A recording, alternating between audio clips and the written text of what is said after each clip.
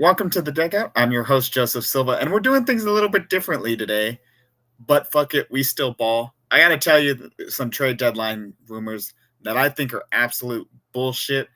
It could be little things, it could be big things, but I think there are some obvious misnomers going on about this deadline. But before we get started, if you're enjoying the content, go ahead and leave a like, subscribe to the Run the Play Network. Anthony's Thunder, NBA champions. My Dodgers, World Series champions. Phil's Lakers, got Luka Doncic. Subscribing to this channel brings success to your team. Or you cannot and risk it, but I wouldn't.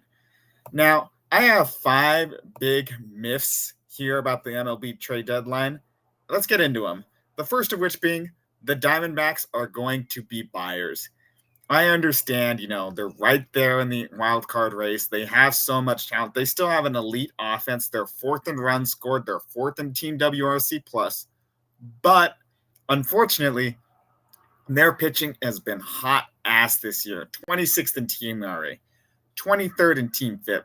The starters are not good. The relievers are even worse. So even if they were to buy a pitcher, they don't necessarily have the pieces to go get them. They have a 22nd ranked farm. And more importantly, all the good starting pitching pieces are on their team. So you're not going to win the division of death here because you still have to play San Francisco a lot. You still have to play San Diego a lot. You still have to play the Dodgers a lot. I think you need to punt this year, especially with the fact that you don't have Corbin Burns. Zach Allen's not been great here. Just punt, get some pitching depth in this organization. Get maybe a hitter or two. Just get prospects, reload, and take another run at this thing in 2026 because this has not been the Diamondbacks' year. And plus, too, they have a lot of pieces. I said Zach Allen has been hot ass this year. That doesn't necessarily mean that teams are not willing to take a flyer on him. There's one team we'll talk about later on that I think would be a perfect destination for Zach Allen. Eugenio Suarez is arguably the second best hitter available on the market this year, and there are a lot of teams in contention, cough, cough, Dodgers and Yankees, that could use a third baseman.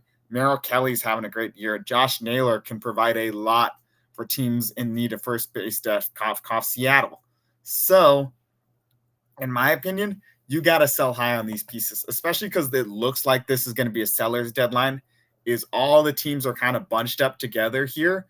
So, take advantage of the fact that you have a lot of good, I don't want to say cheap pieces, but cheaper pieces than teams that are looking at maybe getting a Sandy Alcantara, that are maybe looking at a Cedric Mullins here, is if you can get a lot for your 4 big rental pieces, you're in great shape to make a run at it next year and get back to the World Series. And speaking of Eugenio Suarez, I don't think the Mariners need Suarez. Do we forget how bad he was on this Mariners team here?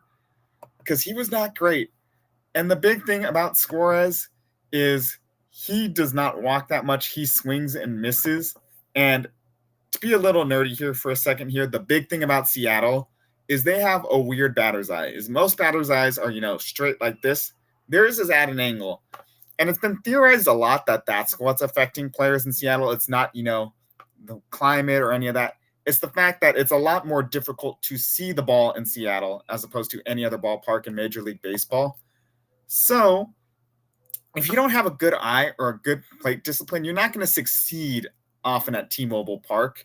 And we saw that when Suarez was there. He was bad, went to Arizona, became good again. So why would you get someone who struggles at your ballpark to fix what has been, quite frankly, an inept offense here? I'm not doing it here. If you're looking for a third baseman, try and go in division. I know he's hurt right now, but try and get Yoan Moncada. He has a good eye. He's been really, really good for the Angels this year. He's a lot better of a fit there than Suarez. And if you're looking at somebody else, maybe Ryan McMahon. He's good defensively. I understand he has a sub 700 OPS at Coors Field, but the Mariners organization is a lot smarter than the Rockies organization here. So yeah, let's be a little bold. Let's be a little daring here. Don't get the man who struggles in your ballpark just because he's having a great year. If he goes to Seattle, he is going to struggle immensely. And the Mariners just wasted a lot of pieces getting a player that is not helping him that much. But before we get to the next few pieces, we got to hear a word from our sponsor. Baseball's in full swing this summer, and if you're someone who knows ball, you need to check out Boom Fantasy. You could cash out if you predict things like hits, strikeouts, and RBIs. Boom's the only platform you could cash out 500 times your money on just a 2-leg parlay. If baseball isn't your thing, the WNBA is also in full swing this season, and there's a lot of superstars making their names for themselves. I've been loving cashing out on Angel Reese overs because everyone's just hating on her. If you've never heard of this platform before, or if you don't know betting's for you, use code RTP for a risk-free bet up to $100. That's code RTP, and it's the best way to support this show. Let's get back to the video. This one, I think, is arguably the biggest misconception of the deadline, is the Phillies need a lot of pieces. I don't think an outfield bat is necessarily one of them. Now, this is a huge caveat here. They have to get a first baseman. They need a bat. It doesn't necessarily need to be an outfield bat. Is Brandon Marsh is having, I don't want to say like a great year, but you have him more for his defense in center field than his bat. And that's what he does for this Phillies team, is he's the one guy in that outfield that can catch the ball. So he needs to stay. I don't care if you're low on Marsh this year. He has to stay. His defense alone is worth it for this Phillies team. But Bryce Harper has been saying recently that he will move back to the outfield if it helps the team.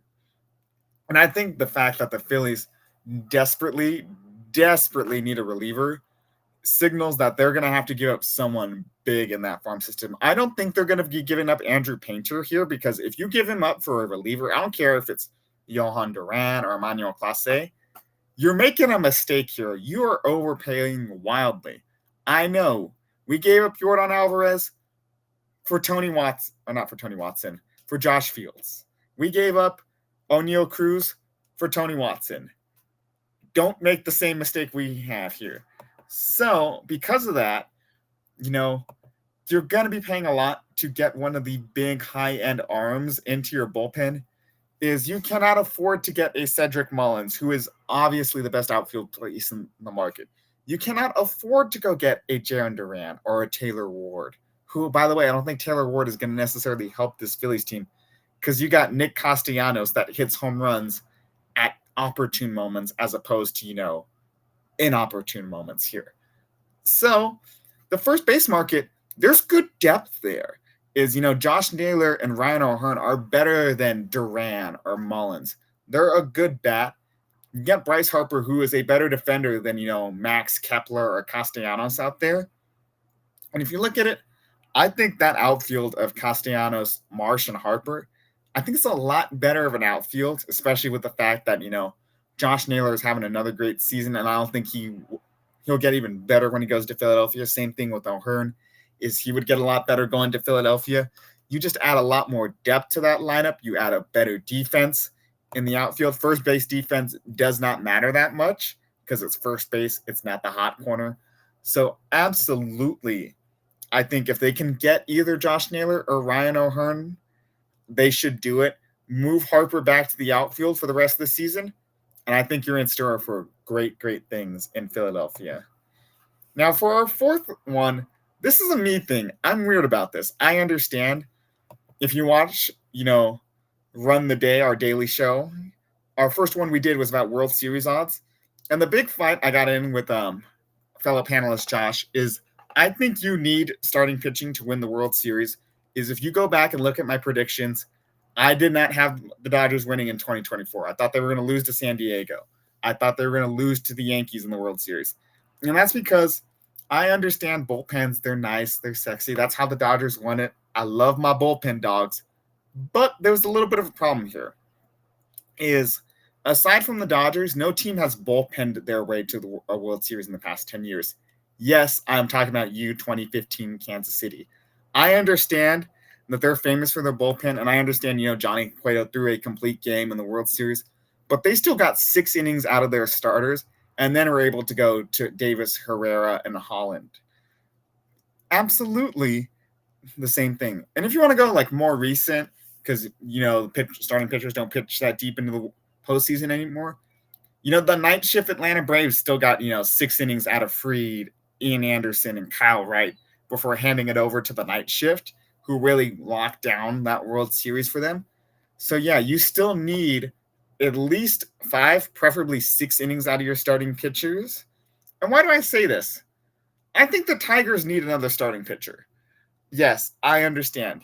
Casey Mize and Reese Olson have been fantastic this year. I understand that Tarek Skubal has been phenomenal this year. But he's one guy. Olson and Mize do not pitch deep enough into games, in my opinion, to warrant them being good playoff 1s and 2s. And I love you, Jack Flaherty. I really do. I will not forget the absolute heroics you have had pitching for my Dodgers. But I also remember the fact that if you faced a team a second time in the playoffs that season, you pitched like ass. Yes, I'm talking about Game 5 against the Mets. And the only reason the Dodgers were able to make that comeback in Game 5 is because you put us in a 5-0 hole to begin with. Again, I love you. Beers on me if I ever see you. But the problem is he's not going to be good the second time. And it looks like he would probably be the number 2 starter for Detroit behind Skubal. And he's not been great this year. If you have a 1.6 home run per 9 at Comerica Park, you are the problem here. You're not playing at Coors. You're not playing at Great American Small Park. You are playing in Comerica. That as pitcher friendly as you're going to get. It is Oracle, it is T-Mobile, then it is Comerica as the 3 hardest places to give up home runs. And if you're doing it there, you're doing it everywhere. So imagine, you have to go on to the Bronx. You have to go to Daikin Park. Oh, yeah, it gets a lot scarier, doesn't it, huh, Jack? So, because of that, they need someone else behind Tarek Skubal. I'm not saying they have to get 2 or 3 pitchers or Alcantara. They need 1 because, yeah, I think it would get ugly fast after a Game 1, and you cannot pitch Skubal 3 times in a playoff series, not in this day and age. So, as I was talking about in the Diamondbacks section, get Zach Gallen. Chris Federer is one of the best pitching coaches in the league. At this point, I would say he's better than Mark Pryor. He is the best pitching coach in the league. So to get him with Gallen and fix whatever has been plaguing him, dude, Skubal and then the Cy Young Gallen we saw in 2023, backed up by, if you want to go Flaherty, I think he'd be good as a 3-4, and maybe a piggyback of Reese Olson and Casey Mize going one after another in Game 3 or Game 4. Dude, that pitching staff is deadly. And on top of that, too, is the bullpen has not been pitching chaos good, but they are still a really, really damn good bullpen. You don't have to go buy, one of the top arms on the market. You don't have to get Fairbanks. You don't have to get Ryan Helsley. You can go get some of these buy low guys that you hear about all the time. Your Evan Phillipses, your Lucas Eckerks of the world. Just go in there and get one of them. And all of a sudden, the one weakness of this Tigers team, which no one thought was a weakness going in, surprisingly enough, the pitching staff, becomes so much better. It is a deadly group if you have, if you have a Tarek Skubal, you have 2 capable pitchers behind him and a nasty bullpen that can clean up 3 innings. Yeah, that Tigers team is deadly. And for our last misconception of the trade deadline here is, if you've been reading like Jeff Passan or Jim Bowden articles, you're going to see some names being thrown around here. And you're kind of like, huh? They're available? And no, I'm not talking about like Alex Bregman or Jeff Passan saying there's an 80% chance Adolis Garcia gets traded. Those are weird. Those are obvious. But if you read them all the way through, you hear names like Johan Duran, Felix Bautista, but that one's been talked about to death, and Emmanuel Clase are available at this trade deadline. If they are available, they're not getting traded here. Let's be honest here. Is this reliever market, yeah, it's thinner than it is in years past, but, relievers, they come out of nowhere. Michael Kopech looked hot ass, but there's a lot of potential behind him in Chicago when he came to the Dodgers last year. You have arms like Aroldis Chapman, Pete Fairbanks, Ryan Helsley. Those are, I think, are the big three reliever arms on the market this year. On top of the fact, David Bednar is still there. Dennis Santana is still there. This is a good reliever market. So why would you overpay? And by the way, it's not going to be cheap to get Johan Duran. It's going to cost you a lot. It's not going to be cheap to get Felix Bautista. He still has a lot of control on an Orioles team that looks like they're punting to 2026, regrouping and contending then. And I understand he's not been, who I thought was the Cy Young last year in Emmanuel Clase. Clase is still a really good reliever. He's fantastic. So to do all that and then be like, no, let's go get one of those big three instead of, Helsley, who's going to be a lot cheaper on an expiring contract. Fairbanks, who has been otherworldly this year for Tampa Bay, if we're being honest here. That fastball has new life behind it, and it's so much fun to watch here. On top of the fact that Aroldis Chapman somehow, at the age of 38, is having the best year of his career with that fantastic sinker, and the fact, too, that he generates all his power from his hips, not from his arm. He's going to be a reliable arm out of that bullpen. David Bednar, please, Pittsburgh, just trade Bednar already. Bednar has been fantastic this year. Dennis Santana has been fantastic this year. On top of the fact, too, that, they're going to be relievers that you're going to be like, they were available, you traded for them. Maybe Seth Halverson gets out of Colorado and finds success here. Maybe you just look throughout the league and find these guys. You're not going to overpay for these guys. I'm telling you right now. I understand, I have zero connections to anybody in Major League Baseball. But Duran, Bautista, and Clase are not available. They're not getting traded simply because the opportunity cost is way too high. And with the exception of Duran, none of them are as good as, Chapman, Bednar's, all the names I mentioned before. You're overpaying for a brand name. You're buying a used Cadillac as opposed to a new EV. Yeah, I get it. The Cadillac is new. It's shiny. It's great. And most people don't like EVs. Just get the EV. It's nice. It's dependable. You can do it. But let me know in the comments down below. Which of these do you agree with? Are there any trading deadline misconceptions that I missed? And more importantly, did I just say the Dodgers were getting a third baseman at the deadline? Yes, I did. And do you disagree with me on that one? Let me know in the comments down below. As always, if you enjoyed the content, go ahead and leave a like, subscribe to the Run the Play Network, and don't forget on the way out, play ball.